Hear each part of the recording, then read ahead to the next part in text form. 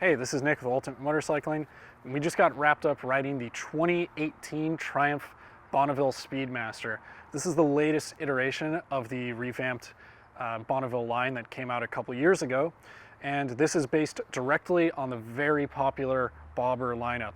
Some of the stylistic cues that you see in here are the sort of hardtail-esque frame, or that's what they're really going for, although it does have a monoshock.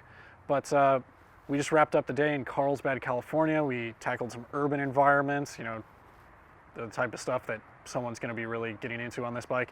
And we also headed out into the hills and, put down plenty of miles in the canyons and had a lot of fun on this machine. So we're going to get into it with this first ride review, and I hope you guys stick around.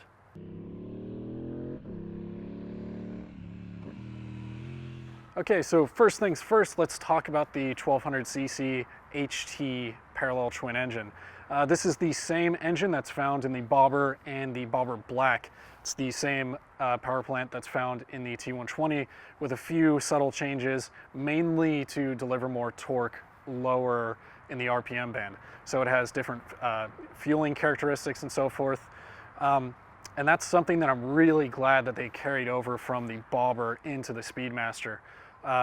When you're starting really low in the RPM range, maybe 2000-ish, the engine's already coming alive. You get on the gas and it just powers up nicely. It's really tractable, really friendly. It's something that is it has the core values of the Bonneville platform in my mind, where this bike and a lot of the other bikes in the Bonneville lineup are accessible to a wide range of people. So whether you're not quite a novice, a true novice that has no motorcycle experience, or an advanced rider, you're going to be able to have a good time on this. And it's something that you can explore the rev range, get as much out of the engine that you possibly can, whether you're in the city. It's quite tame in there. You don't need a whole lot of gas, not a whole lot of clutching to get through in traffic and stuff like that. And in the canyons, you're able to wring it out a little bit. Triumph is claiming that it has around 77 horsepower at 6,100 RPM and 78 foot-pounds of torque at 4,000 RPM. Now, that's a really good, usable rev range that you can get into, because when you're out and about in the canyons, you're going to be making use of all that power, and you'll be able to explore and have a lot of fun. So with the addition of the passenger seat and the grab rails and so on, this new Speedmaster can accommodate luggage, which is great because it makes it a little bit more of a utilitarian bike, a bit more of an all-around machine where you're able to tackle urban environments, go to work, commute, do all that good stuff. But you can also get out there on the weekends for short little trips, or even go for longer things. You're getting a little more room to breathe with this type of machine. It's not as one-dimensional. And one of the other things that they did carry over from the Bobber Black is the dual rotors up front, 310 millimeter, and they're also being clamped down upon by 2-piston Brembo calipers. Now, feel out the lever is adequate for this bike. It's not aggressive. Again, it's another one of those aspects that's built into the Bonneville DNA, where it's extremely accommodating. When you go to grab the brake lever, it's very progressive. At least in my opinion, you have to grab a little bit more to get a little bit more. It's not something that's going to be overly aggressive. It's not going to be having that vicious initial bite that many sport bikes would have. It's something that a lot of people are going to be happy with, and the braking power is completely adequate for this machine.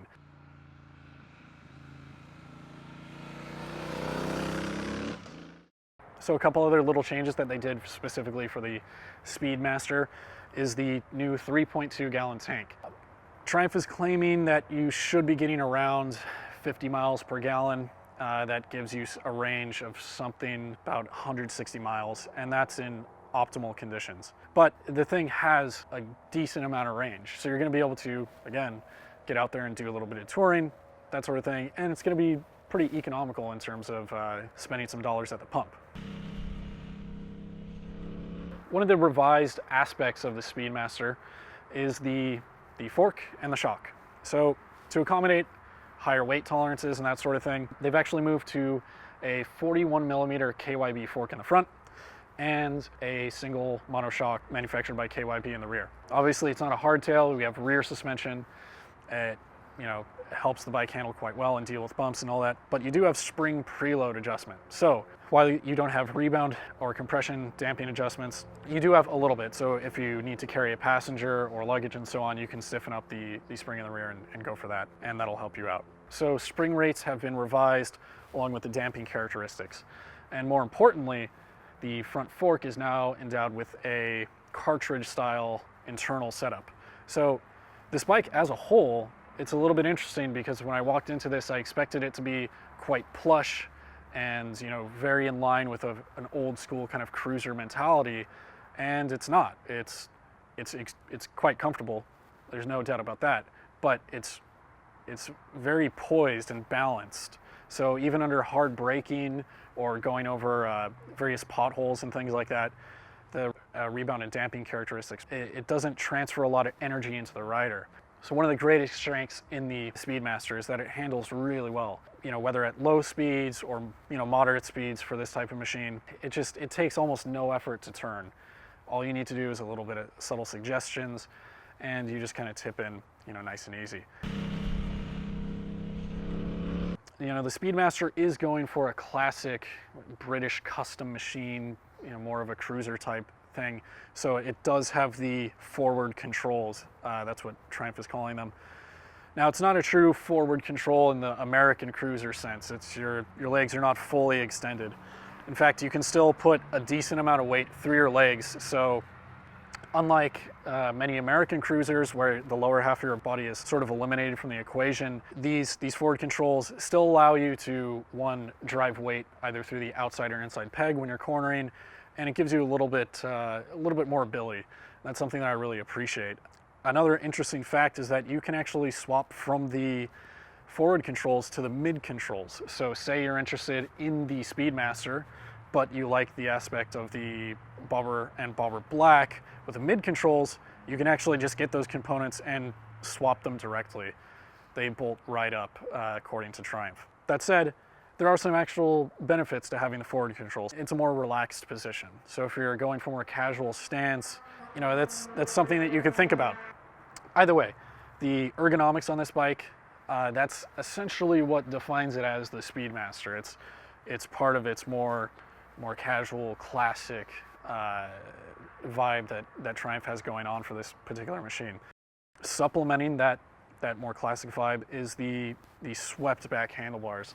The best comparison I can make for them is they're honestly like a beach cruiser. So if you've ever seen a beach cruiser or ridden one, well, it's pretty close. It gives you a riding position that's upright, and then with the forward controls, one of the benefits to this riding position is it's not clamshelled at all. A lot of cruisers, I shouldn't say a lot of cruisers, but sometimes cruisers tend to have that riding position where you're folded over like this, which can create some situations where a lot of the energy from the road and a lot of the feel is going directly into the rider, and that's not necessarily the greatest thing.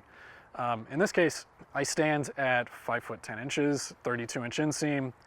I didn't feel any cramping through my legs or anything like that, and the reach from the bar is amicable. It's a little bit closer than I'm typically used to, but you still have full control of the machine. You can still counter steer easily, and because the tank is slightly larger, it makes for a great anchor point when you're doing that. So you just kind of press your knee up against the tank, push through the corner against these nice wide bars, and it all works out. The Speedmaster does have a revised dash. It's very similar to the Bobber and Bobber Black. Very old school analog combined with digital. Simplistic to the point. It's form and function combining nicely.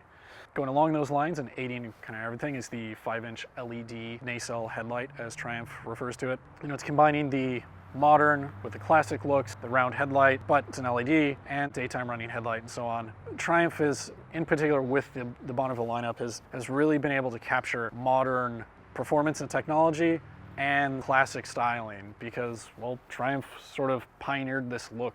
But yeah, overall the fit and finish on this machine is just incredible. In particular, this fusion white color scheme. The two-tone, it's something that Triumph has done really well. It looks absolutely incredible in person. Case in point, this gas tank.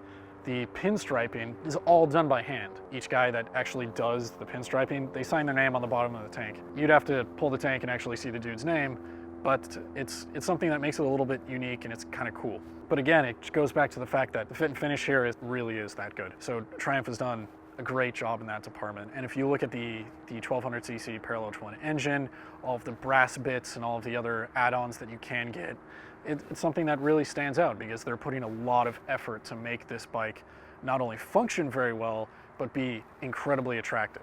So the base model 2018 Triumph Bonneville Speedmaster is going to cost you $13,100. It comes in a Phantom Black. It also comes in Cranberry Red. That will cost you an additional $250. And for the two-tone variant, that will set you back an additional $500.